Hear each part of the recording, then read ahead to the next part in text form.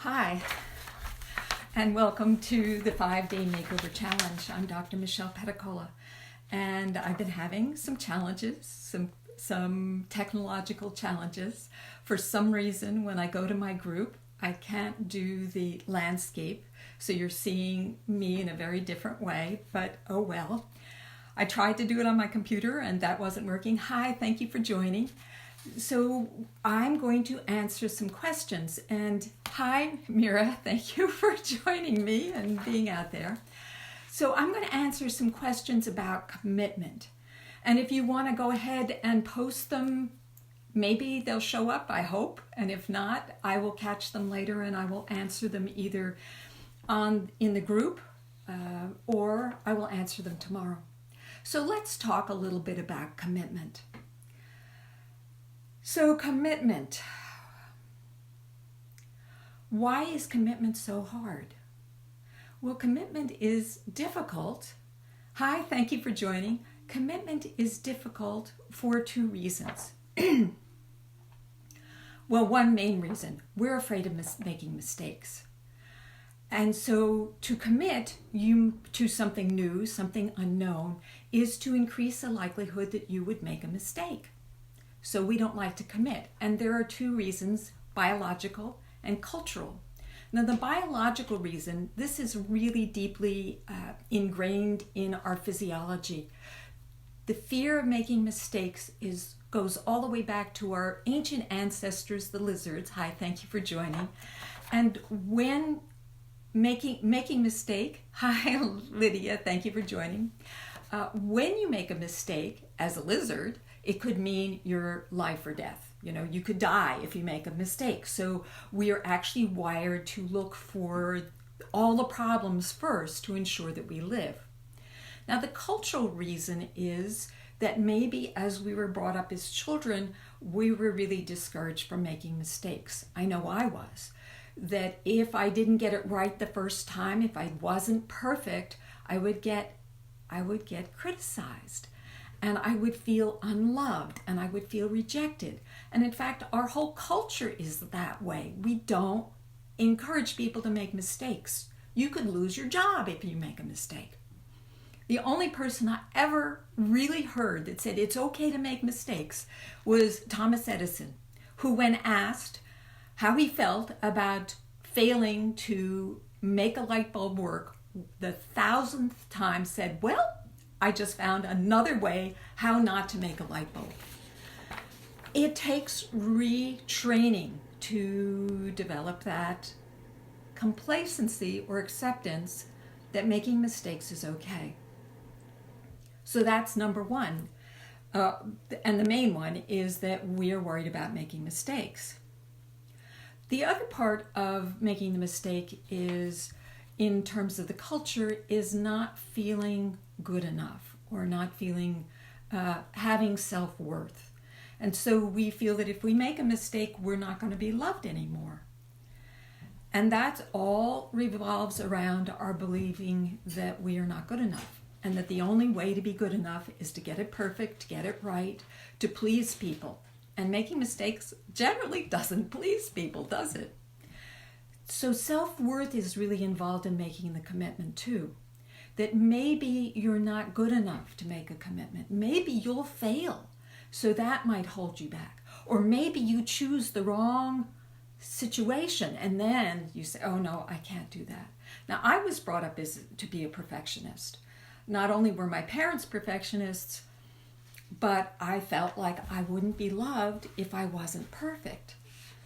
And when you don't get enough attention as a child, you develop these patterns. Perfectionism is one of them. People-pleasing is another one. Performing is another one. And they are all strategies for getting attention. Because it turns out that human beings actually need not only food and clothing and shelter, they also need attention. You need your parents to give you appreciation, to acknowledge you, to see you. And when you're not seen, you develop these patterns for getting seen. So it's interesting, our president, Donald Trump, clearly has some issues about getting attention because he is out there in the media all the time. Only he's not a people pleaser. He's more of a rebel. He's like a bad boy. There are people who develop that pattern of being a bad boy or girl because the good girl didn't work. The good boy didn't work. And so when that doesn't result in what you want, the response that you want, then you might turn to the bad because some response is better than no response. And even if the response is rejection, it's still a response. So I've gone a little far afield. Let me go back to my notes. So another reason why we may have a difficult time making a commitment to ourselves, to our changeover, is that we are afraid of change. We don't really want to change. Only maybe on a psychological level, on the mental level, we want to make a change. But the inner child does not want to make that change because she has developed her patterns, or he's developed his patterns over the years, and that has kept you safe. And so to change that, to really change that, is to upset the balance. And you can actually trigger in your body a survival response, a fear response that holds you back, that makes you want to run away. So that's one reason, another reason why commitment's difficult. It may be, if you've had bad luck in a relationship and you try again, it may be too scary for you to move forward because you're afraid that you're going to get rejected. And rather than be rejected, you get out of it in the first place. You don't want to experience that horrific rejection that maybe you had as a child. So you run away. Hi, thank you for joining. So the other reason why it's difficult to make a commitment is that we attract to ourselves a community that will support that hesitation. So you might have a partner that discourages you from making commitments, like financial commitment to working on yourself, because maybe your partner is a controller.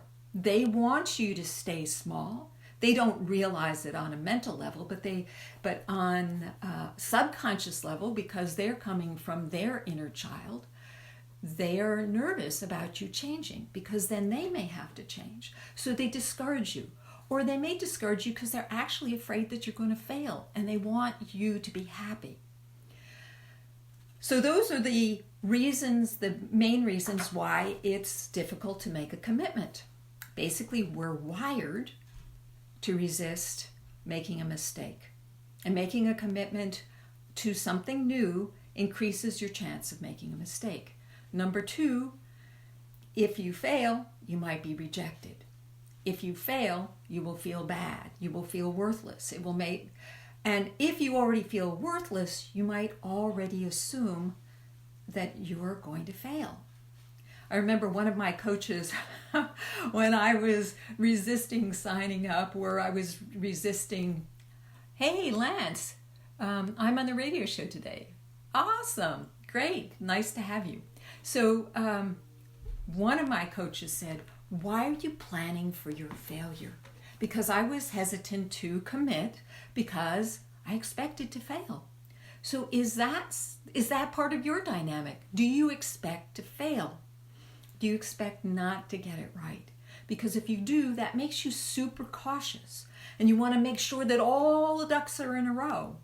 And then that inner voice is going to be saying, oh no, the ducks are not in a row. It's not ready. And it actually feels safer to take no action than to take action. And the only way to get through that particular dynamic, that action, no action, is to take a look at the cost of non-action. I'm 70 years old. Non-action is not an option. If I'm going to move forward in my life, I have to take action now. If I wait, I could be dead. I could run out of time. Now, when you're younger, you may feel like you have a lot of time, but why waste? Why waste all that time? Why suffer when there may actually be a solution, may be what you want? So that's another reason. Let's see. Cost of not taking action. How will you know when it's right? So if you're always looking for perfection in terms of taking action, how are you going to know when it's right? I recently saw a speech competitor in the Toastmasters speech competition, and he said success goes to the risk takers. And he told of a number of times when he took major risks, and at first it was difficult and it looked like it wasn't going to work, and then it did work. So there is an aspect of that. But of course, you have to believe that it's going to work. If you believe that it isn't going to work, then it probably isn't, because part of our success has to do with our energy and beliefs and how we feel inside, how we're putting ourselves out energetically. Now, if you wait until you change that, you may wait forever. You actually need to start taking action so that you can work on yourself and change those beliefs and change your behaviors. The only way to see what's holding you back is by taking action. So let's look at the issue of money. I mentioned money in my training this morning. I said, what if I was asking you for $25,000 to do this makeover? Would you do it? And you're like, well, why does it have to cost so much money? Well, let's look at money. Money is something that we really value in this society, probably way more than we should. And we also think of it as out there rather than part of who we are. So we're afraid of losing it. Psychologists have actually done studies of people, and they are more likely to risk losing, of not doing anything, than doing something in which they might fail. That actually goes up to the thing I had talked about before, that we are actually more afraid of failing than losing out on the success. So I'm trying to change your attention here towards, well, what would success be like? And is it worth it for you to continue to live your life without success? So back to the money. So money is valued by our culture. It also makes a statement. When you put your money where your mouth is, that means that you are valuing yourself. So some people have a real hard time making an investment in themselves because they don't value themselves, that the money is actually worth more than they are. Now, my experience of money is energy. It's fluid. It needs to move. If you hang on to it too tightly, it goes away. It goes to something else, something terrible. And I've talked to people who want to work with me, but they feel like they need to save their money. And sure enough, something terrible comes up that they have to spend their money on. If you save your money for a rainy day will happen. What else?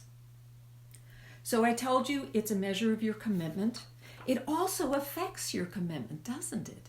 If you have invested a fair amount of money in your transformation, you're going to work harder. You're going to make more effort. You are not going to want to fail. And indeed, I have found that when I sell programs at a really low level, people don't take them seriously. They don't do the work. So that's part of the reason for why money is important to making that commitment. When you really put it on the line. When in a relationship you choose to move across the country because you believe that this relationship is worth your investment. And so it costs a lot of effort and time as well. It also tells the universe that you're serious. that you really want to change when you put your money out there. I remember when I was growing up, my mother used to say, always invest in your tools because you don't want to work with lousy or crappy tools. Well, the same goes for coaches. And I have found time and again that when I invest in a low-end coach, one that is not charging a lot, I fall into the same pattern. We model ourselves after the coach that we sign up with. Now, you may not be looking for me or to work with me for making more money, or you may.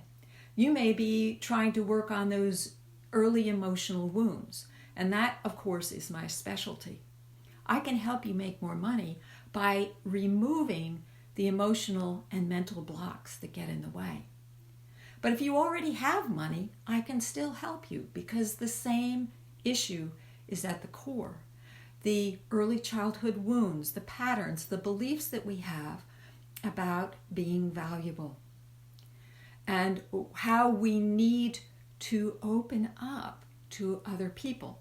So sometimes people who are really successful financially, that is, they are able to do well in the business world and make money, may not be as successful in relationships. Now, as a people pleaser, I excel at relationships. I really understand and perceive and intuit what other people are going through. And I understand the resistance to opening your heart to another person. I understand that if you've been seriously wounded as a child, if you put your heart out and then you were rejected, or that person abandoned you, that you might really feel unsafe doing that. I totally get that. And that's what I do with my clients, is I help them to overcome the past, to heal the past, to heal the emotional wounds, to release the emotional energy that holds you back. So I want to talk a little bit more about the money investment. Years ago, I think probably more than 20 years ago, after my parents died, I decided to make a documentary film series. Now, I had never made a documentary in my life. I had done some community access TV. I had done some video production. So it wasn't like I was a total newbie, but I had never made a documentary. And this was a big undertaking. I felt compelled because before my mother died, she conveyed to me the importance of living your purpose. And I took this to heart, but I was scared. So I started out on a shoestring budget. I was very, very careful. I borrowed cameras. I did it small. In fact, the first time I went out to record somebody, to record an interview, I went alone. Now, I gotta tell you, it is very hard to handle a camera and be totally intent on the person at the same time. So when I got back, the person had fallen out of the screen. They were not there anymore. They had gotten off screen. So I actually couldn't use that video. So the first thing I learned was that I needed other people to be involved. I found out that I was actually pretty good at that. But I attracted the same kind of people as me, people who needed that affirmation. In other words, I wasn't paying the money, so in some ways, I got what I paid for. I did manage to get some really, really excellent footage in spite of this, and I managed to get some people who were really committed. But when it came to finishing the documentary, that is doing the editing, the fine-tuning, the music and the sound, there was no shoestring budget way about it. I had to commit. And in the end, I committed over $30,000 to finish that film series. And there was no way out. I had to do it. But by that time, I was totally committed. I wanted to provide a really powerful documentary that people would watch. Otherwise, why bother? And I was committed to the people that I had spent all that time interviewing. And so gradually, I developed that commitment. When I first started working and being a coach, when I first started wanting to become a coach, I studied with coaches, and I'm telling you, I'm embarrassed to say this, I literally would share my membership with somebody else so that I would only have to pay half. But over time, little by little, I realized that I was not going to get the results unless I paid the money. How could I expect other people to pay me if I wasn't willing to pay? If I wasn't willing to make the investment? And sure enough, not always, but sure enough, the more I invested, the better my results. And I remember that I went through 2 coaches in which I invested a lot of money, $10K, and each of them. And then I decided to pull back. I wanted to work with an individual. I wanted more of that one-on-one. And I found this coach who was rather inexpensive. But you know what? You really get what you pay for. And she encouraged me to sell my programs for $97. And it was a lot of work. And people were not committed. And so I have reinvested with another coach who is a high-end coach. And what I have found is that makes a difference. It makes a difference in how you see yourself, in how you stand up for yourself, in what you believe. Your coach, in a way, helps you to change your perspective and to accept you and support you when you go down, well, I call it the rabbit hole, but I've decided today I'm going to call it the dragon pit.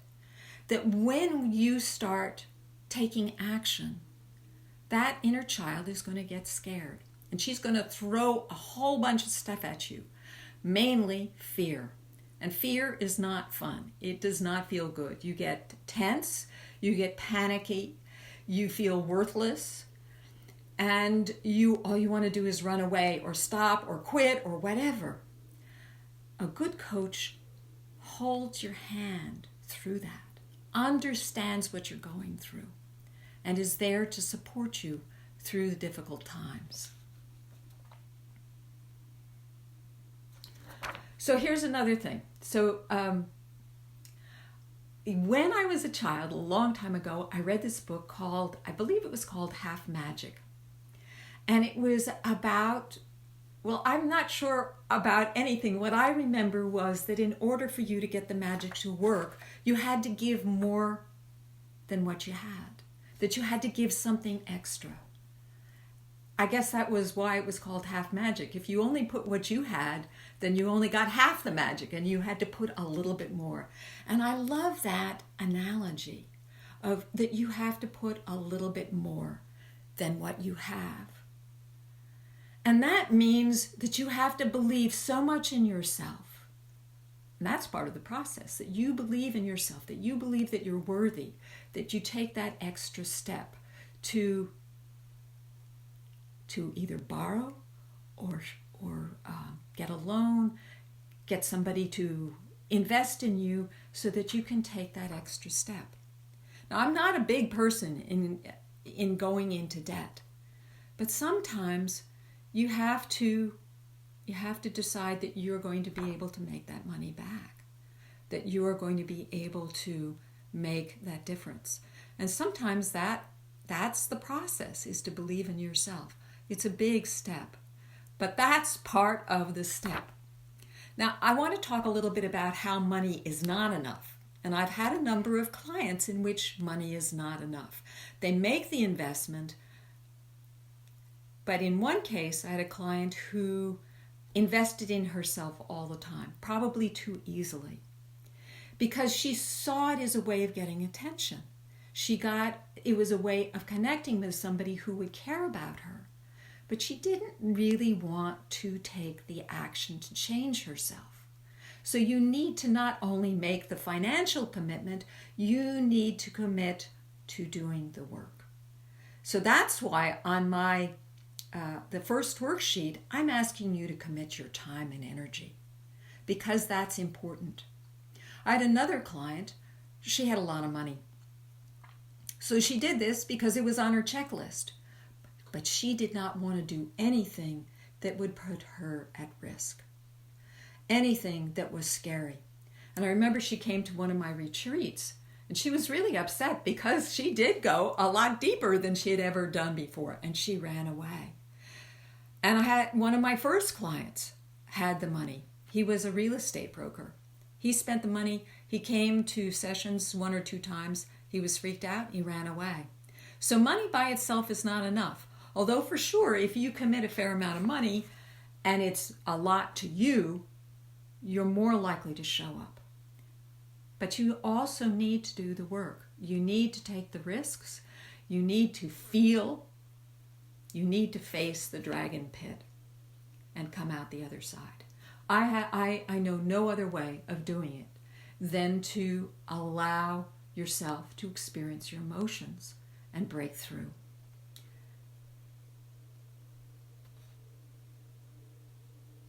So that's actually all I have. Do you guys have any questions about, about this? Hi, thank you for joining. So I've gone through a number of things about how important commitment is. And commitment is both your personal commitment, your time, your energy, your effort, your willingness to be uncomfortable, your willingness to break through, your willingness to try something different and new. And the good thing is that if you do try something new, it's going to bring some stuff up. But that's good. It's only when we see our patterns that we're able to change them. And number 2, the money commitment. And this is hard because all of us, every one of us have issues around money.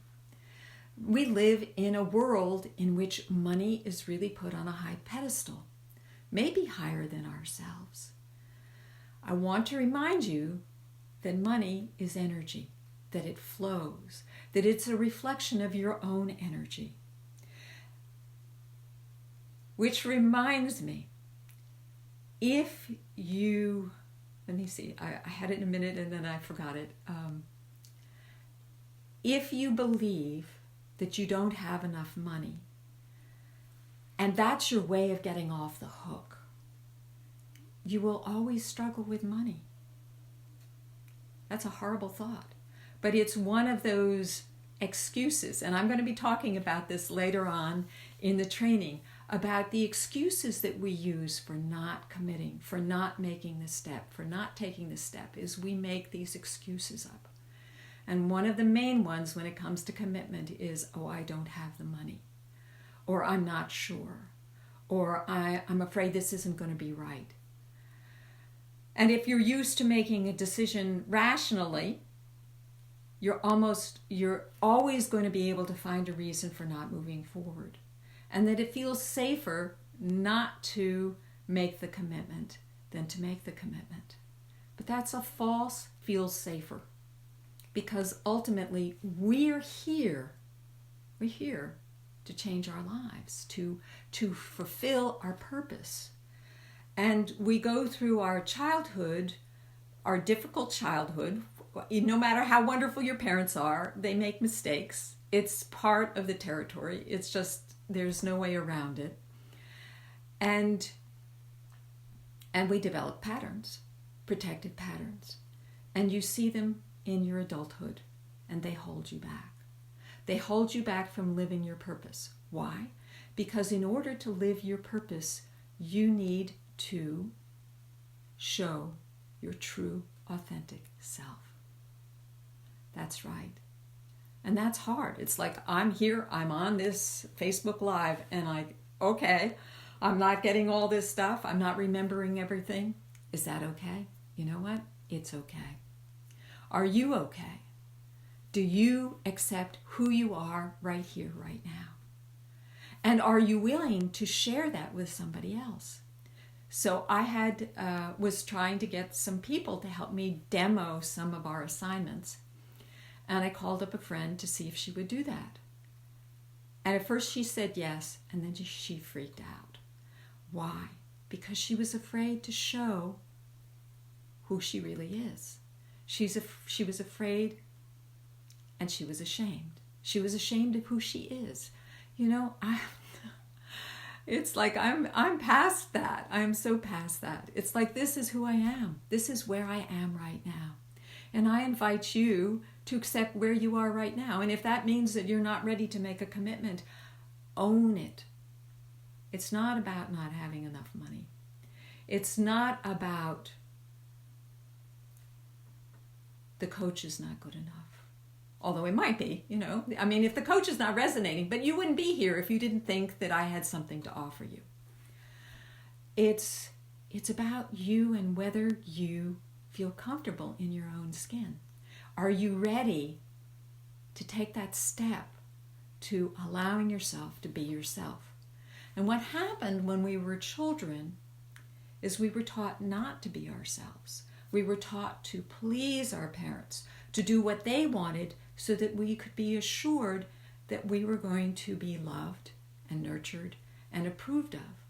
And oftentimes when we just were our rambunctious self, we got punished, we got criticized, we got ignored maybe. And sometimes, I have to tell you this, sometimes we make that decision that this is how we have to be in order to survive, in order to be loved. And it might even be made on a mistake. And that was what happened to me. I was only 2 years old, and my father, who I had bonded with, was transferred to Japan. He was in the army. And my mother already had 2 other children, and she just wasn't up to having a 3rd child. And she was moving a whole household to Japan. So she wasn't able to deal with me. She wasn't able to deal with my emotions. And so what I decided was that I wasn't good enough. And that's when I decided to take it on myself to become a people pleaser, to figure out what other people wanted and then give it to them. Now, there are gifts that come with that particular pattern. As I had already mentioned, you develop a really, really amazing sensitivity to what other people's needs are. You can see them in some ways that they can't even see themselves, because that's your survival. I have known people who have become psychics and healers because that's what they needed to do in order to survive their childhood. There are gifts. But part of the process of stepping into your power is to have that self-worth and being able to utilize those gifts without them sabotaging you. So I'm going to review what I've covered today, and then I have no idea how long I've been on. So why is commitment so difficult to make? Commitment's difficult to make because fear of making a mistake. And in this culture, we are expected to get things right. We could lose our job if we make a mistake. As children, we could lose the attention of our parents, or they could criticize us and we would feel worthless. So we are really mentally, emotionally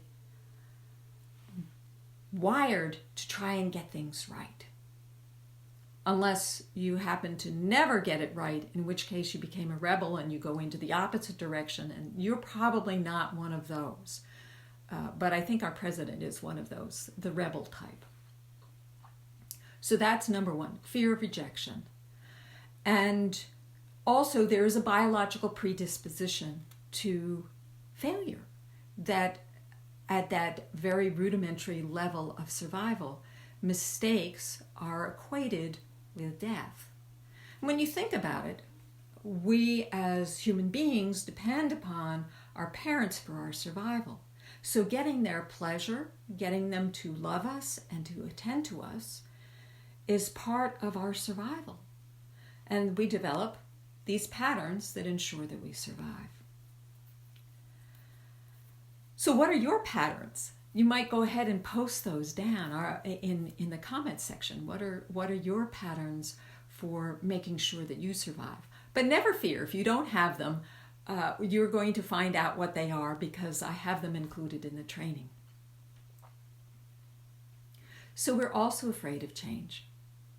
Change is scary. And this also is biological. That is, that when you do something new, you're more likely to make a mistake.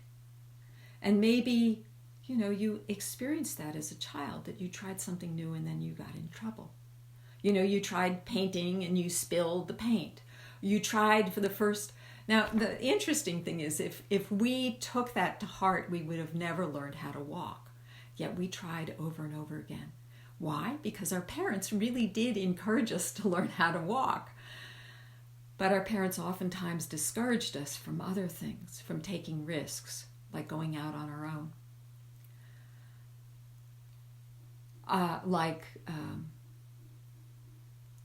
Like making friends with people that they didn't approve of. There were a lot of places. And in some cases, it was well-meaning. Our parents were trying to keep us safe. So sometimes we, as adults, we attract to ourselves people in our community that help to keep us small. They might keep us small because they feel uncomfortable if you change. Because, if you become more self-concerned or more self-caring and you spend less time with them, if you've been a people pleaser, that can be pretty provoking. So they may discourage you. They may actively resist your efforts to change. I have found, though, that when you get into that place of confidence that this is really what you need to do, and you state it with that kind of certainty, you're more likely to get support and acceptance from your partner. Now, I'm not saying 100%. Depends on who your partner is. So then finally, no action feels safe. It feels safer to take no action than to move forward. And indeed, psychologists have studied this phenomenon and found that people were more likely to take no action than to risk an action in which they might lose money. Even though the possibilities, the gains could be huge, the fear of losing was too great. Now, you might ask yourself, have you ever played the game of hearts? So there are two ways to play the game. There's the safe way, and then there is the bold and dangerous way. How many times have you shot the moon and gone and tried to get everything? The ace of spades, the queen of spades, the whole everything, all the hearts, as much as you could. That might be a good practice for developing that self-confidence. And yes, you might fall down into the dragon pit. But that's okay, because that's where you're going to find out those messages, those beliefs, those feelings that are holding you back. So now I'm going to go through why money. Why is money so important? Well, money is a sign of your commitment. Money is also makes you commit. If you've spent a lot of money, you're going to try and make this work.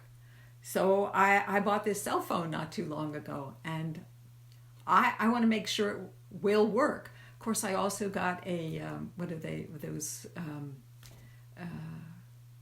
plans that cover if I drop it or I drop it into water or something like that, because I want to cover myself.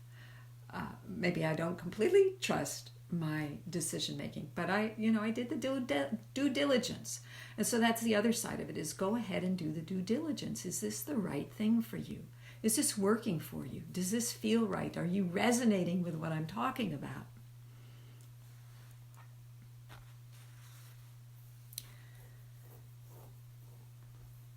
Do you have any questions?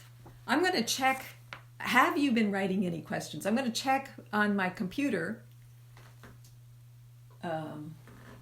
No, I'm not, because I've logged out of that. If you have questions, go ahead and post them in the comment section in the timeline under Live Your Brilliance, and I will answer them. Not immediately, but I will answer them at some point. I will either answer them in the next QA or somewhere along the line. You will get your answers. So are you ready to commit? Do you take this seriously? Would you really like to make a changeover? Tomorrow, we're going to be looking at what area you want to change over. And you have a number of choices.